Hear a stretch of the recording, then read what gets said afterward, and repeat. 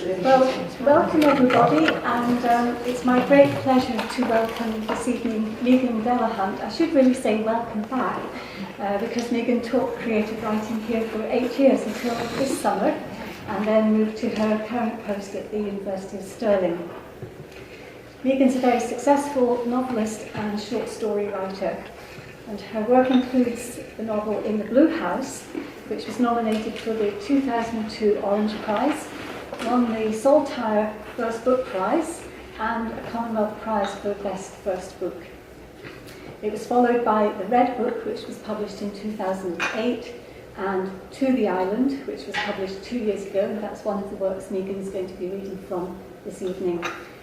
She's also recently published a pamphlet on the artist and nationality, which was commissioned by the Saltire Society, and entirely coincidentally, the referendum vote is going to be exactly a year from now, so that's actually a very timely pamphlet to be discussing this evening as well.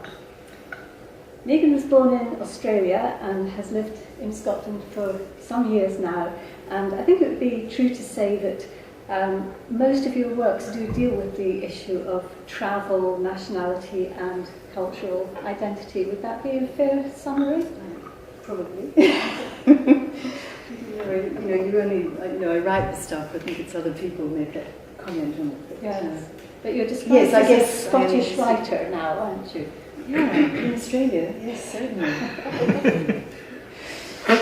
And here and in Europe too. In Europe. Mm. Yes. And so the novel that we're going to be reading from is about an Australian who travels not to Scotland but to Greece in the course of the novel. Would you like to tell us a little bit about it? Yes, it's about an Australian woman, a dancer, an ex-dancer, who is travelling to Greece to find her birth father. And she finds him on the island of Naxos, and he's been there in a kind of self-imposed exile. And yeah, their relationship's quite fraught, because he never expected to have this adult child turning up on his doorstep on a Greek island. And he's had to learn how to live on this island in the wake of the dictatorship in Greece, which was in the late 60s to the mid-70s. And so he's been living there and living this hermetic kind of life, and then suddenly he has a daughter and a grandchild because Lena, the woman, she brings her young child to find this father or grandfather as well. So I guess that's broadly it. And I thought I'd read a section where Lena is actually coming to meet the father for the first time, and then a little bit when they do meet, and you'll see the kind of relationship between them. So is that wonderful? I'm going to now. Okay.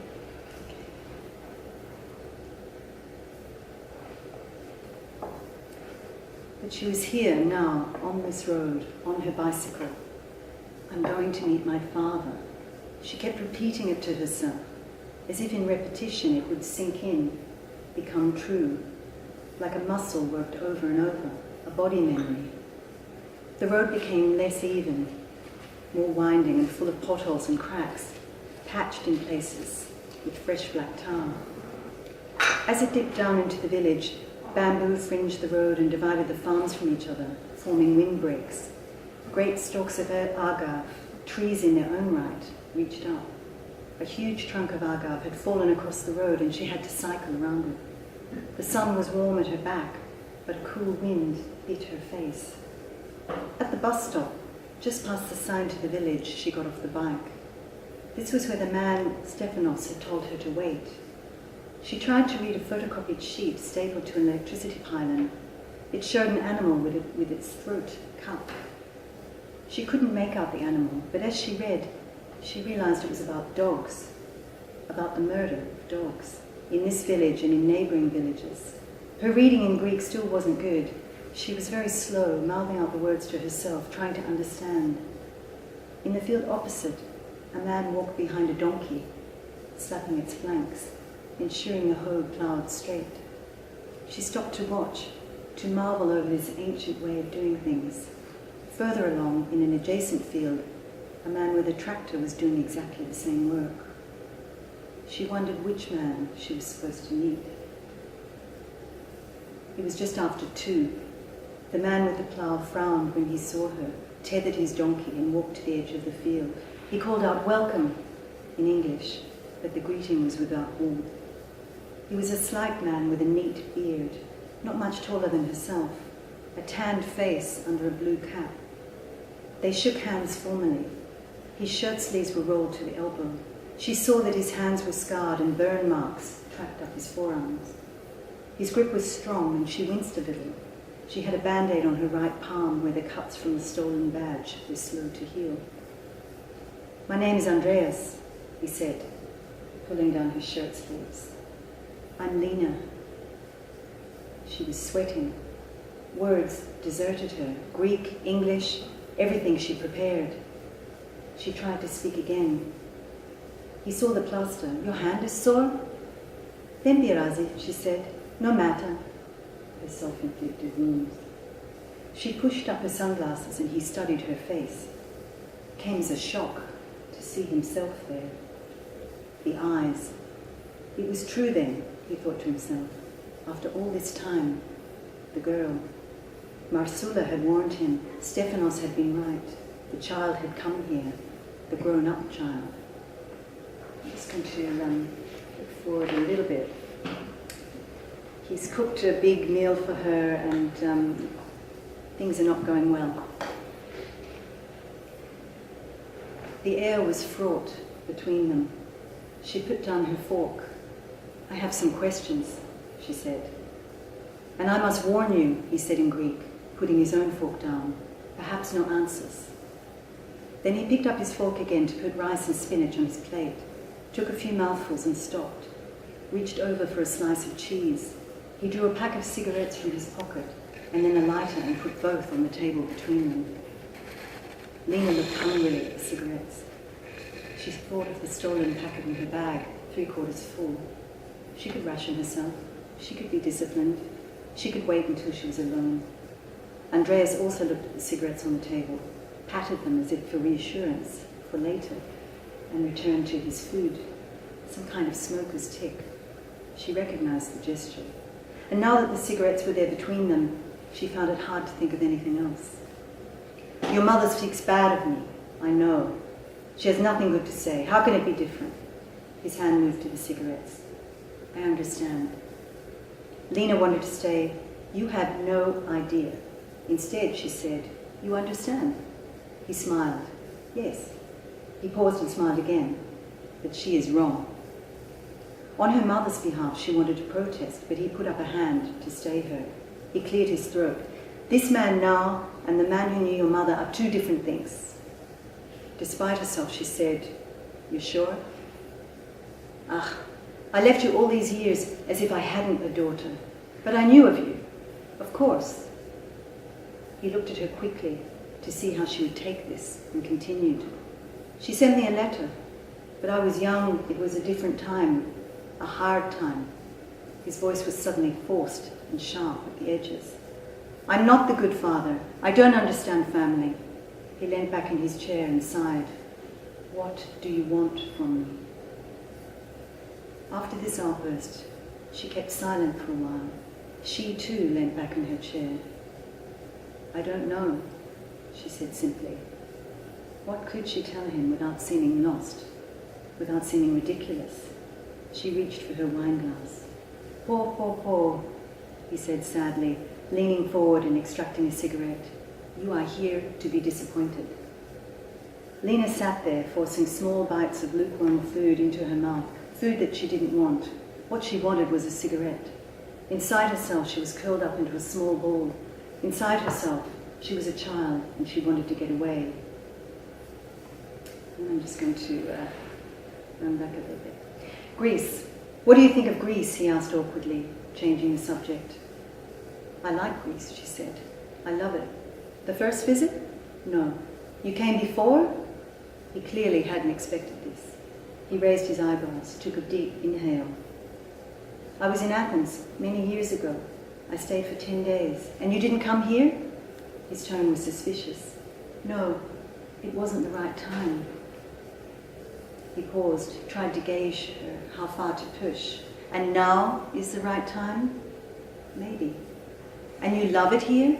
He was suddenly on the attack. What does that mean? You love the politics? You love that we are the poor man of Europe? All foreigners, they come for the sun, for the sea, but understand nothing. Where I come from, she shot back, we have sun and sea. Of course, his voice sarcastic. You come for the culture, not culture stunt either. Ah, Australia is so new, he said. Australia is so old. To a colonial mentality, it's new. He sat back, nodded to himself, looked at her with approval. Bravo, the colonial mentality, he smiled. You're clever. I know. She matched his tone, but I don't need to be tested. She was tired. He knew nothing about her, and it was tedious, she thought, having to prove her intelligence. With a certain kind of man, it was always the same, having to prove herself in this way. She was too old for this sort of conversation. You are right, you are left. More left than right, she said, I guess. You guess? You don't know? Politics isn't really my thing. Indaxi, okay, he said impatiently, okay, and tapped out another cigarette. But the colonial mentality, that is good, smart.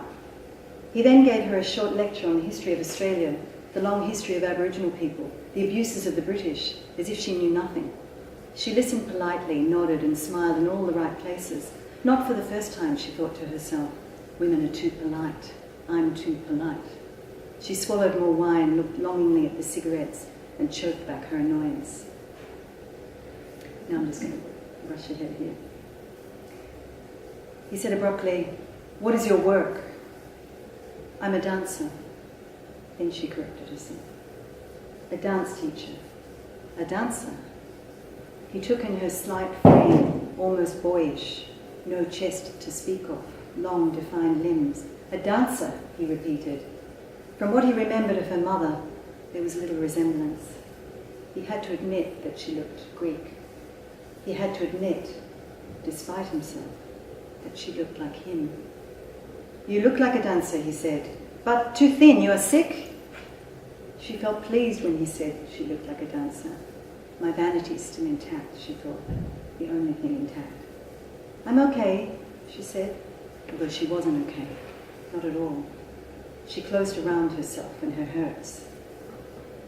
I eat, I'm fine. She was trying to heal up from the operation, but she wasn't about to tell him that. You do the Greek dancing? No, she responded seriously, too seriously. Contemporary dance. Oh. She could see he didn't understand. How old when you started? From young, she said in Greek. I trained, I toured, then... She didn't have the words to describe the end of her dancing career, to have no energy for dancing, to exist on 500 calories a day, an apple and a Diet Coke, amphetamines and cigarettes, to make yourself sick to the point where the thing you most love is the thing you can't do anymore. He raised his eyebrows, looked puzzled. I took time out from my dancing. And then I became a teacher, she said, and then hesitated. I haven't danced in a long while, and I'm getting older. It's been a hard year, she said without looking up. She was sick of words. She felt unable to articulate anything. She had a sudden desire to get up and move in the old way, to fully inhabit the moment, to lose herself, to show how she truly felt. A woman on a stage with one shoe, a woman on a stage by herself, trying to find her way back. These days, I teach, she went on. I teach children at the primary school. You like this work? I like it, she paused. Mostly. It fulfilled a part of herself. She loved the kids. At least he's asking questions, she thought, though it felt more like an interrogation. At least he's not lecturing me. You like it as much as the dancing? For me, dancing was different, she said, without hesitation, without smiling. Dancing was life. Thank you so much for that. I love the way that you describe the awkwardness of that first meeting between them, but you also have undercurrents going through there which emerge later without wanting to spoil the plot for those who haven't read it, but that very first image of the photocopied poster with the dog with its throat cut, and then the hint that something has happened to the father with the burn marks on his arm. I love the you unfold that so slowly in that way. Yeah, I didn't actually realise there was some kind of connection actually until I was reading it. Then you don't know what you seed a lot of the imagery, I think, until it's over, and then even when it's over, you're not sure. Oh, that thing about the dogs, I'd forgotten that was in there, you know. And that is actually that was quite an issue on the island of Naxos where this is set, in a particular village that I've been going to for 20 years. There was a whole spate of these dogs with their throats slit, and it was quite a strange. Nobody knew who was doing it, and there was a strange sense of threat at the edge of the village. It was a very odd thing, and so I was surprised that I'd slipped that into the novel. I'd forgotten that I'd done that. And the novel really covers 40 or 50 years of recent Greek history in one way and another through the gradual revelation of the past. It's a terrific picture of recent Greek history. It's also a very interesting picture of the Australian view coming into the Greek situation there. I was particularly struck there that you've played quite a lot with the idea of cuisine and eating and so on, and then the dancer clearly has an eating description. Yeah. But there's a great deal in the novel about living from the land, and the man's a farmer, he harvests his own crops, etc. He cooks. Quite a deliberate contrast in terms of the different cultures, do you think?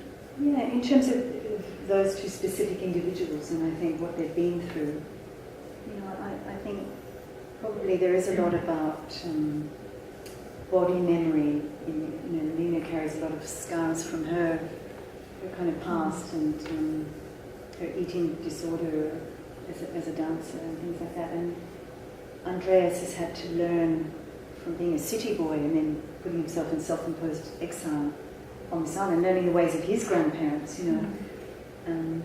and it always strikes me when I go back, because I can't cook, I'm not interested in cooking, I'm just terrible. And so I go back, I go to Greece and everyone's cooking, and I have them over to the house, and thank God my partner's he's a great cook. But I was asked to do a kind of, what was it? Somebody wanted to, after they'd read this novel, they wanted to commission me to write. They thought I knew about food, and about cuisine and how to cook. So, I don't have a clue about any of that stuff. This is just from observing my neighbours and trying to learn from them and not look too stupid.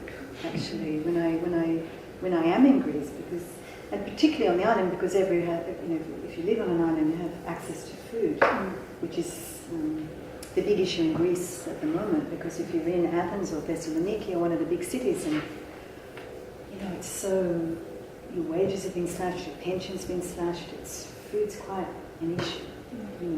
So of course people that live very close to food, it's got a friend, the teachers or the local vet, and they all have their farms, and so this xeni who can't cook is just it's shocking to them. Yeah. But, so I try and fit in and try and learn how to make spanakopita and stuff like that. But no, it's funny that the book is full of food, but it's probably more my own fascination, but also the way she sees it. It's through her eyes, and also from her perspective of having struggled with this kind of eating disorder. So it's quite a shock for her. It's surrounded, I think, culturally by all this stuff. Although, I make the point, Lena is brought up in Melbourne. I was brought up in Melbourne, which is, as any Greek will tell you, is the third largest Greek city in the world. And so, I grew up with a lot of this. It's familiar to me. But in many ways, the father is not really a typical Greek, is he? No. I mean, although he is farming and living from the land and so on. He had to learn that. He's actually a boy from the Southerns originally. So in a sense, you see him learning his Greekness as well. That, on one level, he seems to be typically Greek, but also he's not sociable. He's very much an introvert. He doesn't want to join in with the community, and that's seen as quite unacceptable in some ways. Yeah, it's seen as very strange, to have this, to be by yourself in Greece. It's seen as very strange, to go and sit in a cafe by yourself. And it's taken me years to realise how strange I look in a cafe. I'm there and I'm very happy, and I've got a coffee and I've got my book and I'm writing, and now I realise what a weirdo I seem, because you don't see, it's not part of Greek culture to go and do it. It seems as if you don't, kanome pareia, we make a company.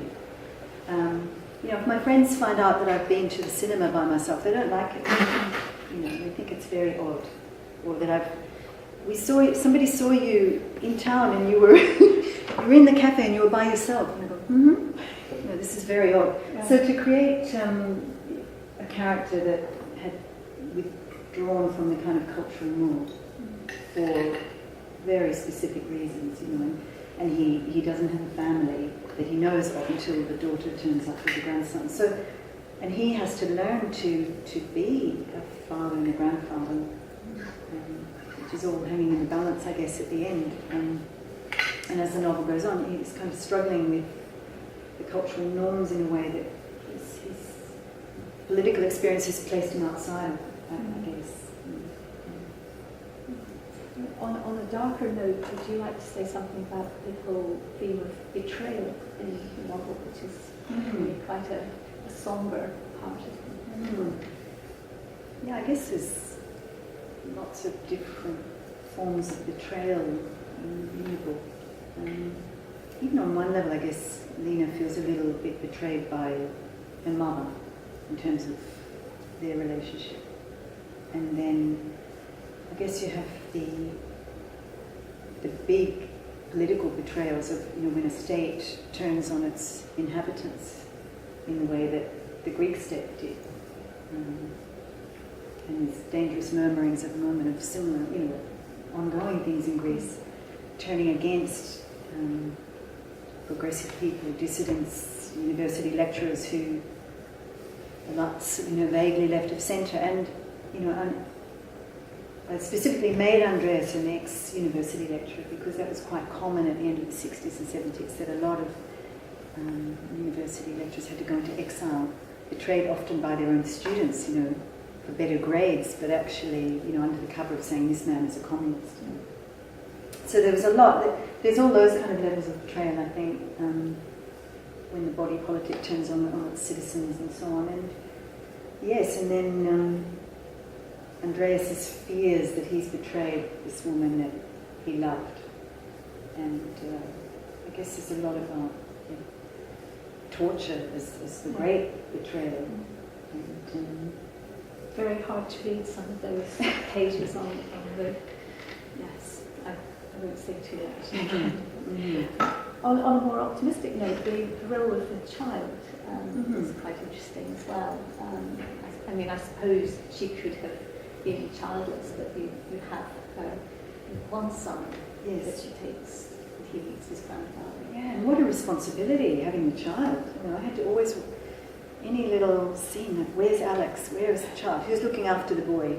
What's he doing now?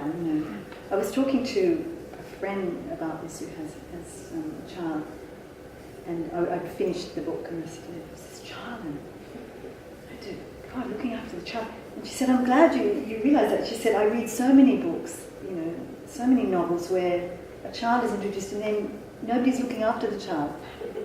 Who's caring for this child?" And she said, "As a mother, I'm always looking at where is this child now?" And and so I was really, really conscious of that. It was like having my own child through the book. Has he had enough to eat? Is he warm enough? Who's looking after him? If they're having a conversation, where's Alex?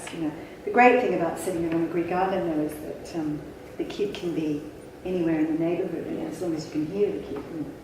Kind of the collective responsibility. But yeah, I think he has quite I didn't realise again until the book was out in the world, he has quite a pivotal role, I think.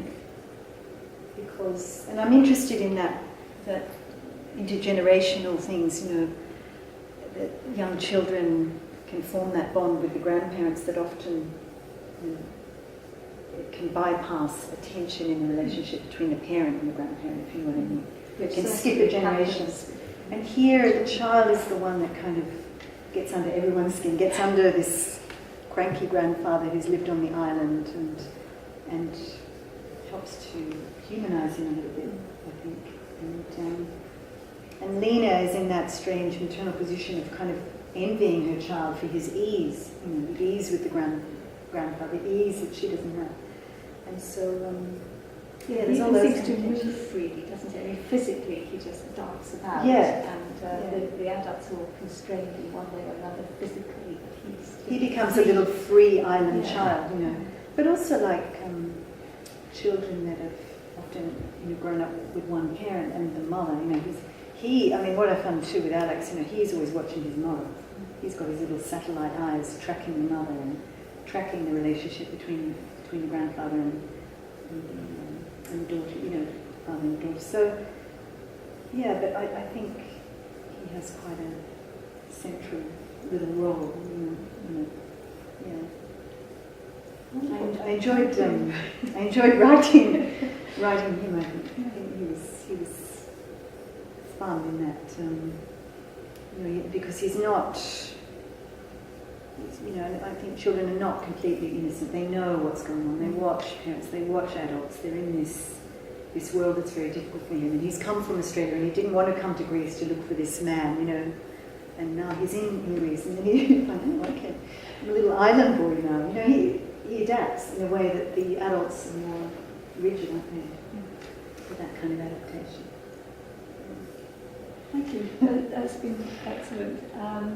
The other work that you're going to read from is Total Contrast. Yes, not work, non-fiction. I feel very, very vulnerable. The artist and nationality. It's available from the Salthouse Society, isn't it? You can order it online. And there's only 500 limited edition. I'm doing a plug for the Salthouse Society because there's 3 of these beautifully designed Alistair Gray limited edition collector's items. The first one was by Richard Holloway, and that was the case for Secular Scotland. And then my one's the second one, The Artist and Nationality. And the third one's coming out on Friday, which is about freedom of expression and so on by Scottish Pen.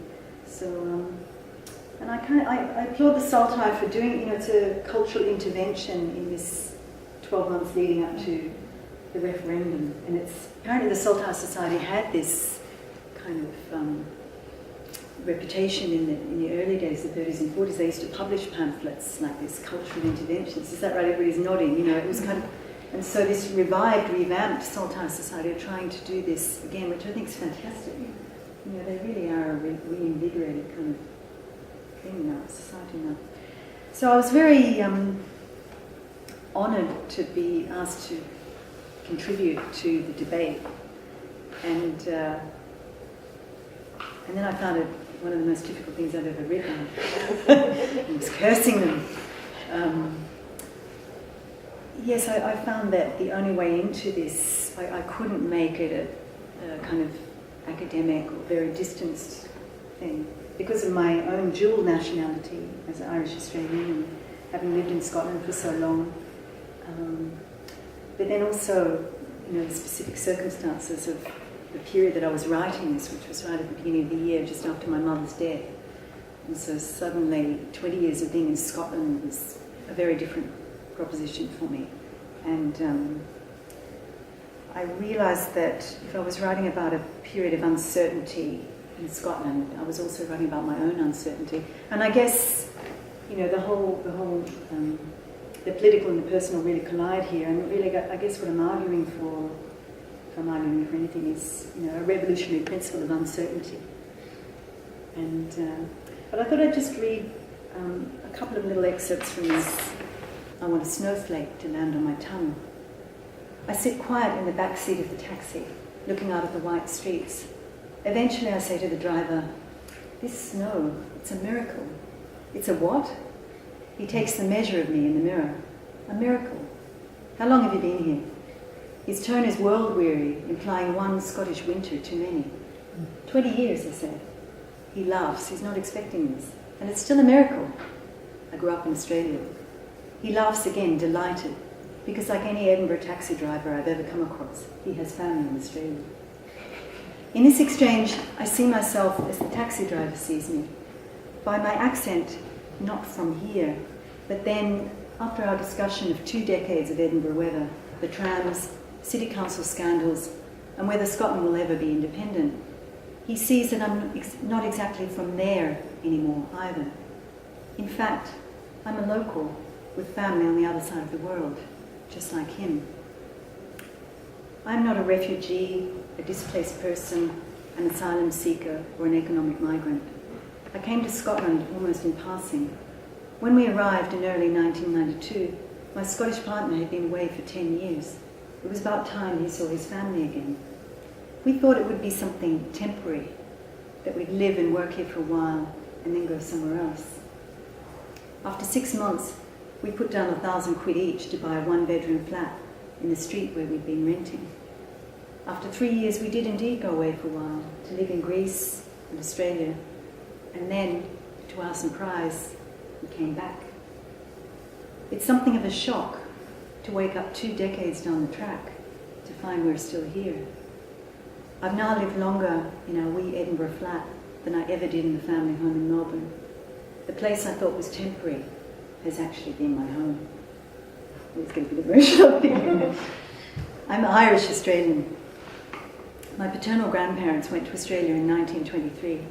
My father was born either a few weeks or a few months after, I'm never sure. In any case, he was conceived in Ireland and born in Australia. And I wonder what it must have been like for my grandmother, that long journey by ship from Newry, long months at sea, heavily pregnant, to go to a place on the other side of the world, a place she could only imagine, and to make a new life from nothing, to escape the politics and the poverty of the homeland. This is an Australian story, and everyone there has a version of it. Often the contemporary stories from Asia, Africa, or the Middle East involve people smuggling, drowning, or attacked by pirates in the Timor Sea. These stories involve months or even years languishing in terrible conditions in asylum centres, waiting to see if they'll be deported. To be an Australian, if you are not Aboriginal, is to be from somewhere else. Nationality comes hyphenated. Australia is an immigrant nation, Australian critic and editor Ivor Indig wrote in 1998. Its character is essentially international. Irish Australian, Lebanese Australian, Greek Australian, Vietnamese Australian, and so on. This is how Australians, if they are not Indigenous, proclaim nationality. The fact that we are immigrants, each new wave sedimented over the next, and all sedimented over the fact of Aboriginal dispossession, means that we can easily forget the origins of our country. As each wave of immigrants settles in the new land and makes good, if you like, they too forget they're from somewhere else, and that life in the lucky country is being built at someone else's expense, black people's expense. It's a form of Australian cultural amnesia to believe you've always been there. It's not uncommon to hear established post-war migrants complain about the newly arrived or Aboriginal people. I was fortunate. My father and mother never lost sight of the fact that they were from somewhere else, and cultivated in us an awareness of what it must be like to be the woman on the boat, the child refugee, the man who lands with only the clothes on his back. I grew up with a keen sense from my parents and my religious background that these people are not other. A heartbeat ago, in fact, these people were us. I'm just going to sit forward a little bit now. Perhaps closest to how I feel, as opposed to think, about the question of my dual nationality is this: I feel complicated. A year ago it would have been less complicated, but I write this in the wake of my mother's death. The house I grew up in has been sold, and after 20 years we've just sold our Edinburgh flat. There's movement and upheaval all round, and mostly I feel at a loss. The upheaval at a psychic level has been sudden and tsunami-like, hitting me when I got back to Scotland after the funeral. I know I'm not alone in these feelings, that in fact it's common after the death of a parent, especially the last surviving parent. A friend told me that after the death of his mother, he had a strong, unaccountable pull to Renfrewshire, to his family home, that he had never felt before. When I asked what he thought this was all about, he said quite simply, going back to the womb. As Kathleen Janey puts it in her poem, Swifts, deserts, moonlit oceans, heat climbing from 1,000 coastal cities are as nothing now, say our terse screams. The cave dark we were born in calls us back. Is that through to the end? English I'm not, as language though, you're mine. This line is from Douglas Dunn's poem, English, a Scottish essay.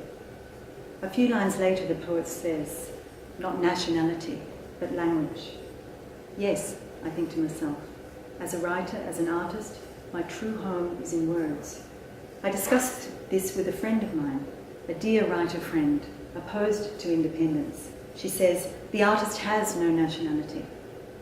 Yes, I say, artistically speaking, I agree. But I find I can only agree with this statement up to a point. Up to which point is the question. It brings to mind Virginia Woolf's assertion that at the level of the unconscious, all artists are androgynous. I identify with this and think it holds true. But out in the world, the terms come weighted. To say that an artist has no nationality or no gender is an ideal concept, which floats free of power relations, history, politics. It seems to me that there are key points when nationality and support for a national struggle can take precedence over the artist's entitlement to this ideal concept. There are times, in other words, when an artist should take a stand. I confess I'm struggling here, agreeing with both notions simultaneously. And perhaps that's okay. I can agree that the artist has no nationality when I'm at my desk and deeply engaged with my work. Here, in the imagination, I constantly border cross. There are no passports, no border checks. As artists, we hold fast to the idea that the imagination is freedom, that we are not bound by where we come from. What matters is where we're going. And yet, in the material world, the welfare state is being dismantled and the Tory wolves are at the door. The people of Scotland did not vote for any of this. There is only one elected Conservative MP in the whole country. Politically, culturally, Scotland is a very different place from down south. The gap is widening. The national concerns are fundamentally different. North of the border, we are not demonising the poor. We are not demonising immigrants. We are not anti-Europe. If I lock myself in my garret at this historical moment, claiming a Mandarin neutrality because I'm an artist, when I believe that one of the many roles of the artist is to bear witness, I think I would be doing myself and my adopted country a disservice. It's a terrific piece of writing. It's very personal, but political as well. There were some people being interviewed yesterday on television about how they were proposing to vote or how they thought they might vote this time next year.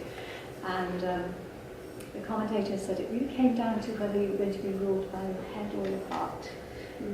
Are you saying that you would be ruled by your heart? Well, I heard Ian Rankin talking about this too, and he was kind of putting it in as a thing that runs through Scottish culture and the Scottish psyche. You know, you can go back to James Hogg, and even before that, the divided self, the head and heart. I mean, I don't know whether Scottish people in the audience feel that it is a head and a heart question like that. Because I think I'm also voting with my head.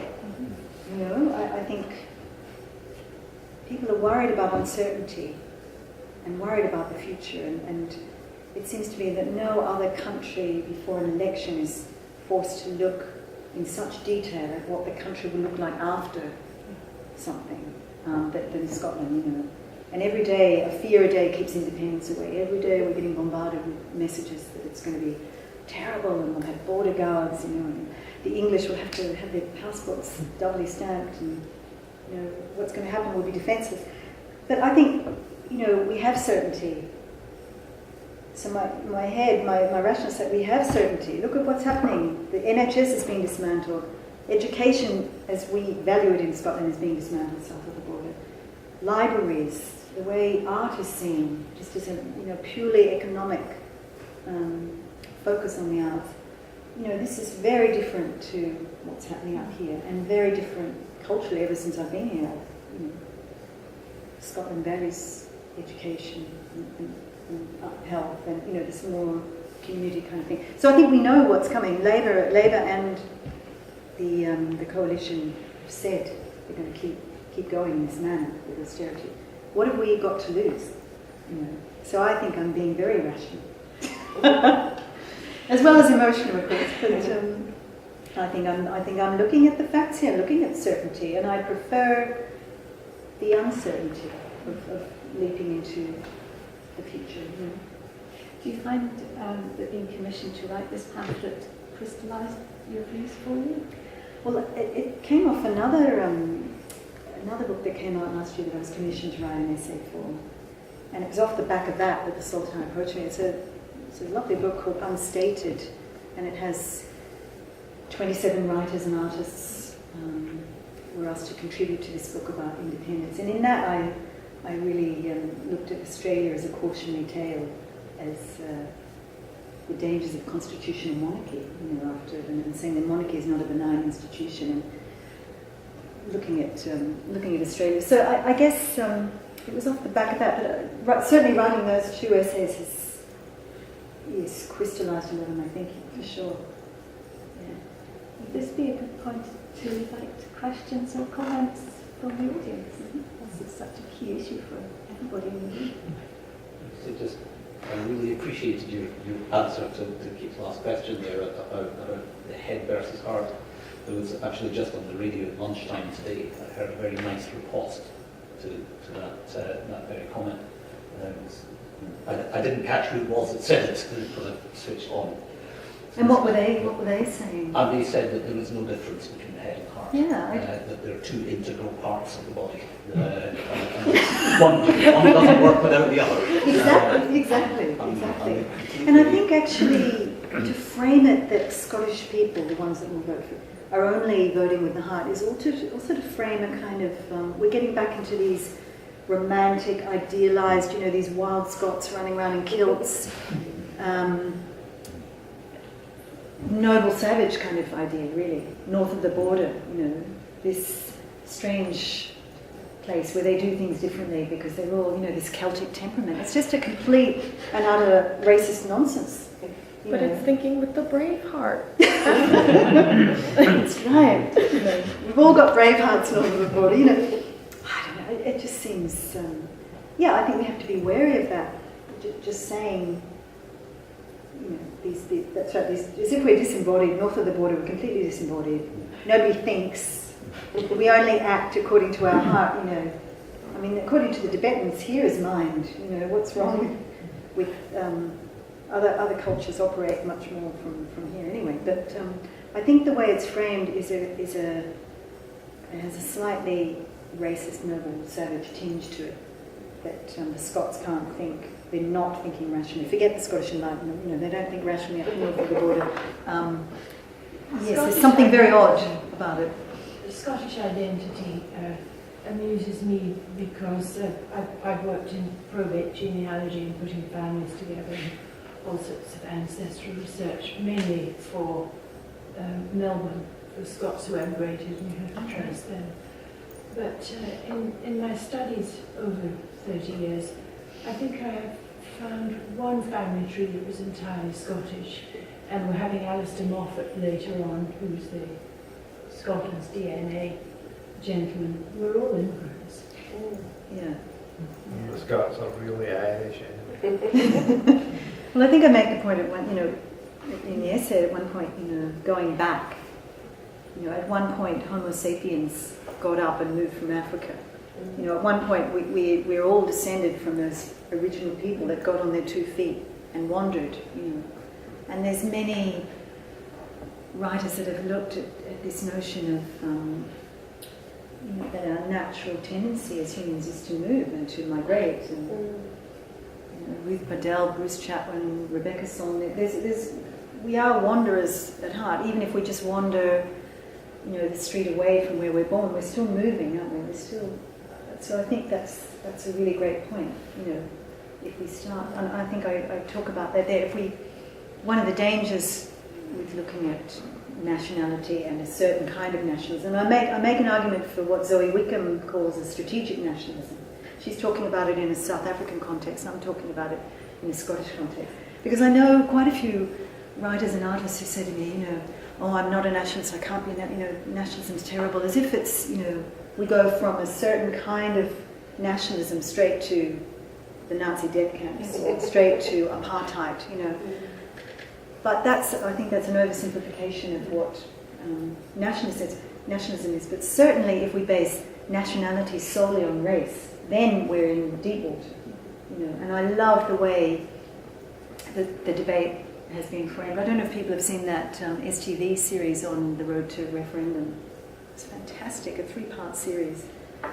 And it's not about the people of Scotland, they're not just saying Scottish people, the people who were born here, but the people of Scotland have a big decision to make in the year to come. And there's been all these studies, I was listening to Radio 4, a while back, that north of the border, that people with dual nationality or even triple nationalities, they do identify as Scottish and Pakistani, or Pakistani, Scottish, and so on, in a way that south of the border is not as defined, because I think it's framed differently up here, the people of Scotland, as opposed to where we were born, Yes, I like the way in the pamphlet you define your own nationhood as a mental landscape of those places and times that have been important to you. Mm-hmm. It's a sort of Wordsworthian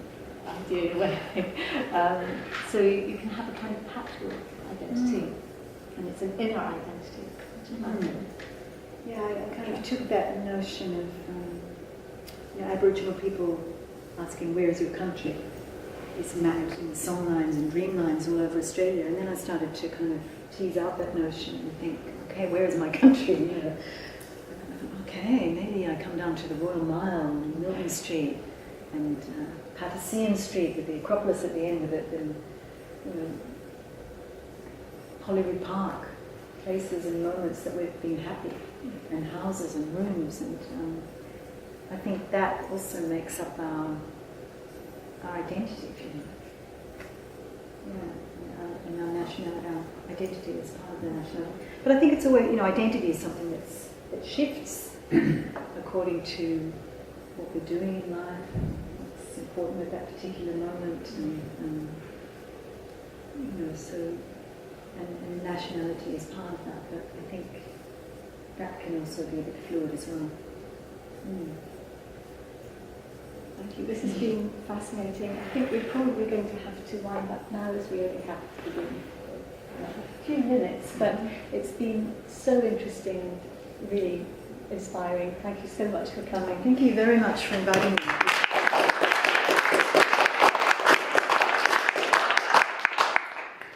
Lovely to be back in St Andrews. Thank you.